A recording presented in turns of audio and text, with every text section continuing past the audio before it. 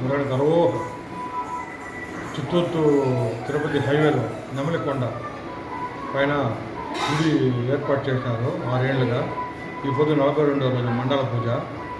ఈ నెమలికొండకు అందరూ రావాల్సిందిగా పవర్ఫుల్ దేవుడు పెళ్లి కాలంలో బిడ్డలకి ఆరోగ్యం లేని వాళ్ళకి వచ్చి దర్శనం చేసుకుంటే ఆరోగ్యాలు బాగున్నాయి.